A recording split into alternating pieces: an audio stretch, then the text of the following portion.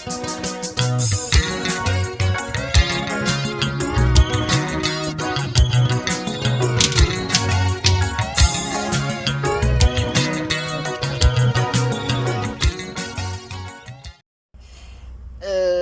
ukuthatha leli thuba manje ngikhulume okugcina ngomuntu wesifazana oshadile, ngikhulume okugcina kule nyanga le.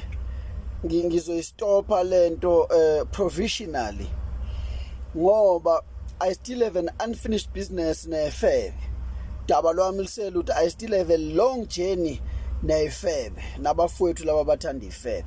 Ngifuna ukukhuluma la nomuntu wesifazane osazolotsholwa nosolotsholiwe noseceliwe nongakaze nje acelwe kodwa okufisayo ukugana ukuthi ukugana ukufa.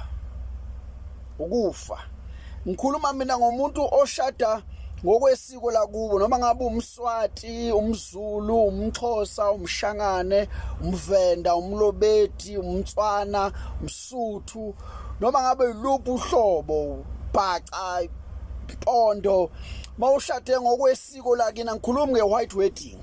I-white wedding akuyona abantu abanesikhumba esishi, akuyona ama-Africans. I-white wedding akuyona abantu abanesikhumba esinjena, eyabantu bezizwe, into yabelungu leyo, bayayazi ukuthi isho ukuthini. Mawushade nge-white wedding afana nomuntu owamosha imali, into yasesihogweni leyo, into engasho lutho uNkulunkulu nakwabalele, ngoba abantu abashada nge-white wedding badivorce every day.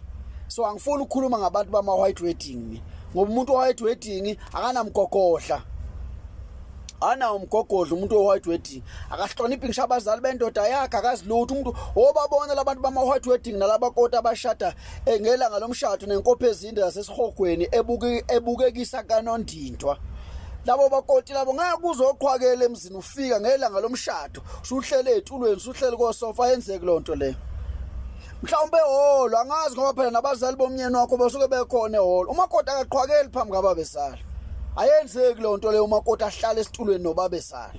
Ngikhuluma ngabakoti ke bangempela, ngikhuluma ngalabo ozenda, labo olokhuzana, ophalizwe laba olokhuzana, laba iseqamgwaqo. Mina ngikhuluma ngomakoti owagana kubo kwasala umswane esibayeni, kwabulawa inkomo yomncamo esibayeni kubo, kwasala umswane. Leyo nyongo leyo wabulawa kubo ngoba ngithi ukushada kukufa. Ukushada kufana nomuntu okhetha inkosi.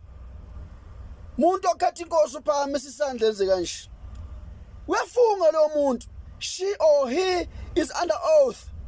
Njoba ubona lapha koMadlanga Commission, kodwa lokho okufunga kwasethempelini akufanike nokwasemhlabeni. Umuntu mayekhetha inkosi uphakamisa isandla athi ngiyayikhetha inkosi yasebuhleni bamaNazaretha. Ngaleso sikhathi wenza kanjalo, uyadeclare ukuthi wena noma ngavelana empilweni yakho yonke into ngisho usizi lwakho konke kwakho usukunikela kubani? kuNkulunkulu. Awusobuye uphinde ubonakale ezangomeni usiyothi thokoza. Awusobuye uphinde ubonakale enyangeni yolanda igubhu. Awusobuye uthi wena usayothatha amanga ngoba usuku yikholo elibolile mawusahambana nezangoma nenyanga. Umuntu okholwayo ufela kuNkulunkulu. Masikhuluma iqiniso lamaqiniso. Noma kungenzekana amanye amadoda kunede kufa inkomo esibayeni, uyakholwa njalo, segijima uyobhula. Akathathi ingubo yakhe, akathathi umNazaretha engene esibayeni athandaza, ugijima uyobhula. Unomakoti oganile usuka ethi imizwa yami nginikela kumyeni wami lo engishada naye, inkanuko yami, umzimba wami nomphefumulo wami ngikunika le ndoda. Nyawayeka wonke amadoda akhona emhlabeni, yonke imizwa yami nginikela kulo muntu. Noma esefile akuphela ukuthi ushadile ngoba umyeni wakhe esefile. Ngoba uzubone laba abathi ke phela ingane yomuntu kumele imove on ngoba isencane, baphethwe yini? Ukufeba nokuphinga. Amafa amadoda niyawadla, indoda isifile niqhubeke nidla amafayo nini. Awusho ukuthi ngoba isifile hayi awusayithinta into zayo. Ukulani nifike nibona ukuthi nibole khona kanjani. Uyawadla amafa endoda, uyafunda izinto zendoda yakhe isifile njalo. Gijima niyoclaim imali lapha, niyofuna imali yakhe esebenza khona umyeni wakho. Esefile yini ungakuyeki pho? Kanti usazophinda ushefela amanye amadoda. Umuntu owafunga esicawini ephethe isinqindi, khona abantu abangasazi isinqindi sisho ukuthini.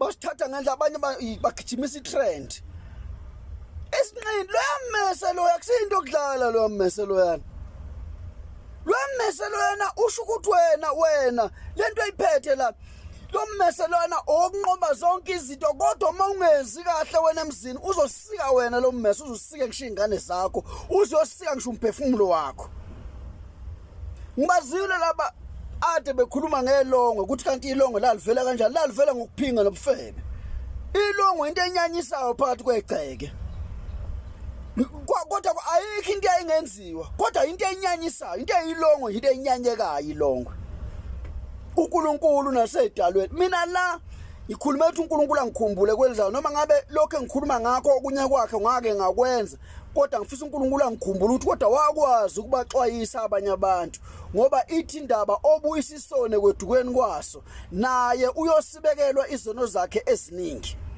Ngifuna ukubuyela lapha eFebeni ngoba I still have an unfinished business neFebe njoba unyaka usuzophela kuzophuma amabonus isikhathi sami sokukhuluma labantu besilisa lesi le ndaba le ngizoyiphoza kancane le yomuntu wesifazana oshadileyo ngisazoza kumuntu wesilisa oshadileyo ngisaqala kulo wesifazana ngiyagijima nje ngoba mina lana angizili kuzosinisa amaqophe noma amahleza angizili kuzodlala la mina I call a spade mina ngikhuluma a naked truth ngifuna lingene kuwe lingene njengenkemba kube ukuthi uyalifuna noma ulifuna le yankomo ebulawa lapha ya kusekhona omama bethu sinade befaka amaqhama ngaphansi kwephinifa ubophi iqhama kuze kube nomzizima weqhama la bakhona abantu abawasiya amaqhama la iqhama ebophi iqhama ulubophela umyeni wakhe ukuthi umyeni wakhe wherever he goes afikeleke ile kahle laqhama lumthandazo ngisho beyemcimbini babebopha amaqhama kulona lokuhlobisa iqhama abantu abakwazi lokho akulona uthe mayifika uShembo sefaka lento okuthiwa u14 eboshwe omama la indaba enkulu lento ka14 angifuni ukukhuluma ngaleyo nto yesonto akahlahla ngifuna ukufaka isonto la liyangena nje impassively kodwa ngifuna ukufaka isonto la bebopha amaqhama umuntu lenkomo yomncamo akabulawa inkomo izilwane zikaNkuluNkulu kanti wena sazovukwa imfebo ngoba ngisho umuntu mayeshada usuke ethatha konke okwakhe umuntu wesifazane ekunikele noma ingafa indoda ushada nayo ngisho isifilo hawu uNkulunkulu wambaphi labo mama babamba imizi besebancane abashona lo amadoda besebancane namhlanje bahola impesheni abanalo iphunga lenye indoda ngakufe ubulawa ukuthi sex awusayitholi ngoba nina nigijimisa inkanuko kanti ngeke phela uyabona mase ufuna umove on umuntu oshadile ka move on fanele uvuse inkomo yomqholiso inkomo lezi zalobola kini ibhokisi lomshado wazi ukuthi uzokwenza kanjani leli ibhokisi lomshado lindaba enkulu ngoba lisuke likubulala lapha kini uyovuswa inkomo yomqholiso kuloya muzoganela kuwo umuntu makwenzeka eshaya yabona umuntu oshadile akabuye emendweni. No matter the trials and tribulations, the predicaments, the difficulties, angeke usabuya emzini. Mawushawa indoda ihlupha lapha ufuna iqele wakhe khona wakho umuzi wesibongo sengane zakhe sibiza isibongo sikayise wazi awusabuyeli kini ngoba mawufuna ukubuyela kini kumele uvusele yankomo yomncamo eyabulawa kini uzoyithatha phiki ngoba bayidla abantu baye toilet usazoyithatha umphefumulo walezilwana ngesikhathi inkomo ihlatshwa nithi nayilala ivuke leyo mqholiso ngoba abanye basuke benza abazi nokuthi kusho ukuthini ayilala ivuke nime ngenhla kwesibaya le yankomo yomqholiso ibopha amakoti yamqeda le yankomo leyana iyakubopha ithi wena you are obliged ukuthi ngakuphinda uphume kulomuzi ngesikhathi uphuma umphefumulo wale nkomo uya kumnikazi womphefumulo yelwane lo mnikazi ke uNkulunkulu uJehova ukuthi namhlanje sibanibani ushadile nalento bese kulotshwa emphefumulweni waleyo nkomo ukuthi yahlatshelwa ukuthi kwakushada usibanibani nosibanibani wabonakala usupetuze noma usushefile usufeba ngoba abaningi bagcwelela eGoli abanye bagcwele eThekwini bashiya imendo bafeba nenkomo zamadoda manje kwadliwa inkomo zomuntu wena washada wafunga usalahla nje iring wafunda ama-G-string ufebe eMaritzburg ufebe eCape Town ufebe eEastern Cape ufeba nenkomo zendoda osela uyosufe uyisifebe sesiphingisesha awubuye emntwini funa iqele mayisihluphile indoda funa iqele wakhe khona wakho umuzi wendoda kodwa ungaphingi ngoba wena wathatha imizwa yakho wavuma ngoba lento ukuthi umuntu mayesemncane ushadeleni kumncane pho ngoba bekumele ulinde uzube na 98 years buyikhana ushada. Umshado akusiyinsango, akukhona ukudlala ukushada ukuthi mhlawumbe kusuke kusiniswa amahlelo.